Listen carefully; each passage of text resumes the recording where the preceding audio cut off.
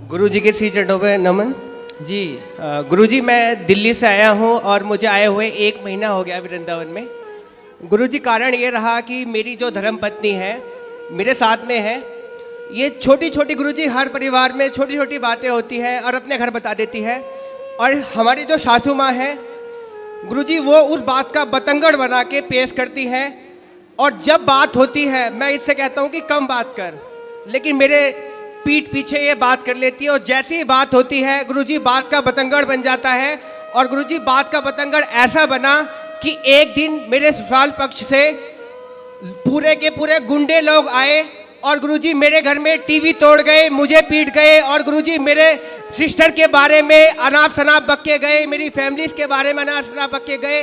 गुरुजी मेरे पापा आर्मी से रिटायर्ड हैं, समाज में उनकी बहुत प्रतिष्ठा है, बहुत नाम है। गुरुजी मेरी सारी इज्जत, मेरे पिताजी की इज्जत गुरुजी पानी में मिल गई। मैंने दिल्ली छोड़ दी और मैं कभी गुरुजी दिल्ली में अपनी शक्ल नहीं दिखा सकता। मैं पेशे से योग शिक्षक हूँ।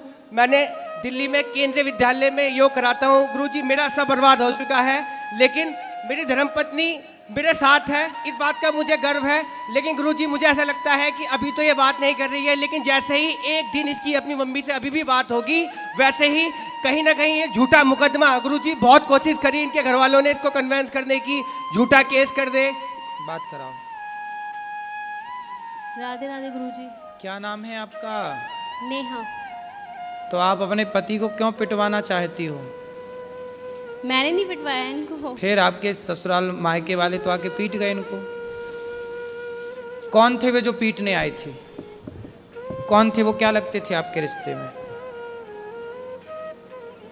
बताओ बताओ, उनको ही बताने दो। कौन थे वो? चाचा और पापा थे, आए तो बात करने के लिए थे। हाँ, फिर बताओ बताओ। गुरुजी बात हुई, इसके चाचा ने मुझे फ़ोन किया और कह रहा नेहा से बात कराओ, आपने उसे मारा पीटा है। आप इनसे बात कराओ। बेटा देखो, पिता कब तक काम आएगा और चाचा कब तक काम आएंगे। तुम जरा जाके ससुराल अपने मायके में रहने लग जाओगी ना, तो 4 दिन बाद 10 दिन बाद तुम्हारी भौजाई, तुम्हारा भाई ताने मारने लग जाएगा। बाप जब तक जिंदा है तब ठीक है, पर एक दिन मरना तो सबको ही पड़ता है जी। फिर कौन सी भौजाई रह पाई अपने, कौन सी ननंद रह पाई आज तक अपनी भौजाई के पास कि तुम रह लोगी? तुम्हारा भाई है जी गुरुजी। तो भौजाई के साथ सदा गुजार लोगी जीवन? ताने मारेगी तुम्हारी भौजाई, आ गई अपने पति की तो हो ना सकी तो मेरी हो जाएगी, ऐसा ना बोले तो कह देना। बेटा नारी का पति ही सब कुछ है ना। तुम्हारे पिता ने तुम्हारा दान कर दिया, कन्यादान, अब तुम्हारा पति ही सब कुछ है। और पति को अपने मायके वालों से पिटवाओगी, यदि ऐसा कुछ हुआ तो बहुत गलत जाएगा मैसेज। आप पति पत्नी दोनों खुश रहो, है ना। और आपको ना अपनी माँ, आज पता है जितने तलाक होते हैं, आप मानती हो उस बात को कि 95% तलाक लड़की की माँ की गलती से होते हैं। पता नहीं लड़की की माँ, लड़कियों से मोह भंग ही नहीं होता। जब इतनी बात करनी थी तुम्हारी माँ को तुमसे, तो फिर ब्याह ही क्यों किया? घर पे ही रखती अपने बात, दिन रात करती तुम बात, क्या दिक्कत थी? क्यों ब्याह किया फिर? रुको बेटा रुको, तुम लियो। इसका मतलब ये हुआ, आप मानती हो उस बात को कि बहुत सारी माताओं की गलती से, माँ की गलती से बेटियों का तलाक हो जाता है? जी। आप मानती हो? हाँ। उसमें से एक आप भी हो। आपकी जो माँ है ना, माँ कैसी होनी चाहिए? अरे माँ ऐसी होनी चाहिए कि पति पत्नी में लड़ाई हो तो माँ कहे कि बेटा ये तो सबके घर होती है, इस धरती पे ऐसा कौन पति पत्नी है जिसमें कभी लड़ाई झगड़ा ना हुआ हो? जी। सबके सबके होता है। इसका मतलब ये थोड़ी कि माँ तुमको बोला आजा बेटा मैं देखती हूँ दामाद को मैं पिटवाऊंगी। अरे माता सती अपने पिता के घर चली गई थी, दक्ष प्रजापति के घर, और वहां पर देखा कि मेरे पति का अपमान हो रहा है, तो माता सती सहन ना कर पाई। एक अच्छी स्त्री वो होती है जो कभी अपने पति का अपमान ना करती ना कराती।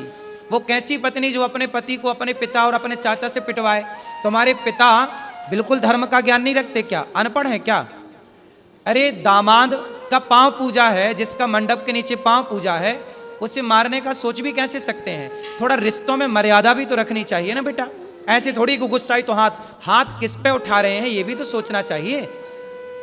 भाई दामाद के पांव पूजे जाते हैं मंडप के नीचे, चाचा ने भी पांव पूजे होंगे, और आज वो चाचा के मार के चला गया, तुम्हारे कारण तुम्हारा पति पिट गया, तो क्या ये तुम अच्छी नारी का परिचय दे रही हो?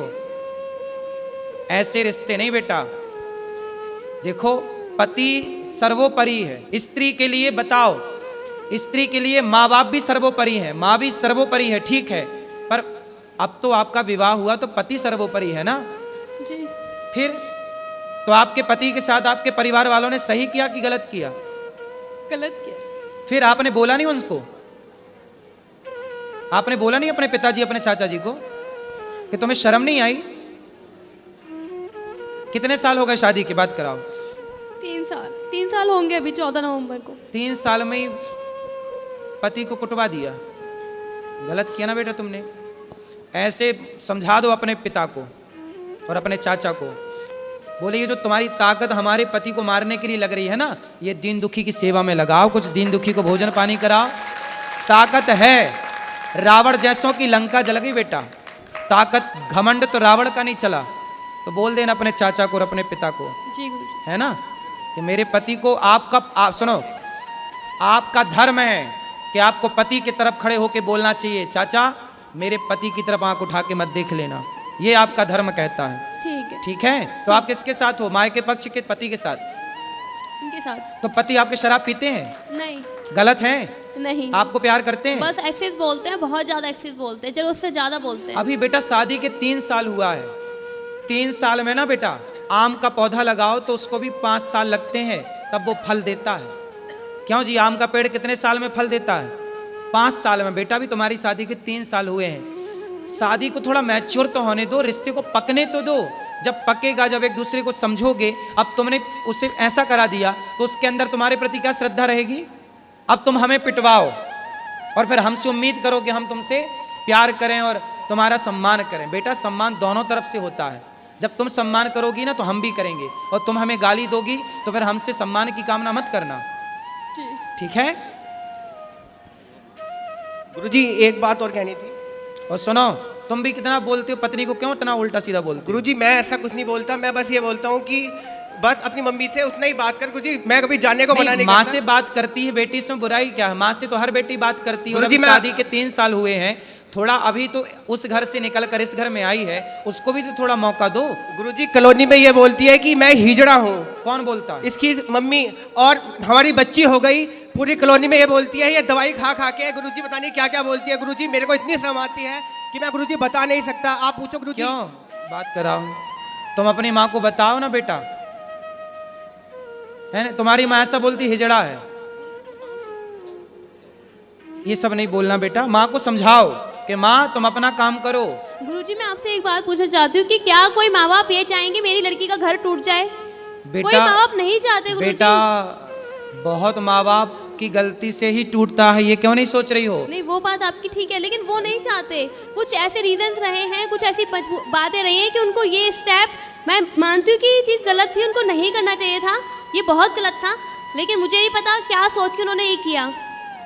लेकिन आप इस बात से एग्री हो ना हो, 95% तलाक भारत में लड़कियों के माँ बाप की गलती, और माँ बाप अपनी बेटी को सही गाइड नहीं करते। कई बार क्या होता है मैं आपको बताऊं, जी। पति पत्नी में लड़ाई होती है ना, जी। पत्नियां भाग जाती हैं मायके, फिर पति जी। फोन लगाता, अच्छा सॉरी हम अब तुमसे बात करेंगे, गलती हो गई, अब नहीं तुम्हें डांटेंगे, नहीं बोलेंगे। जी। माँ बोलती है नहीं, दामाद तो नाक रगड़ता हुआ आएगा तब भेजूंगी। अब दामाद आता है तो माँ फिर भी नहीं भेजती। अब बताओ ये माँ की गलती है? हाँ ये गलती है, लेकिन ऐसी बहुत माएँ हैं इस धरती पे।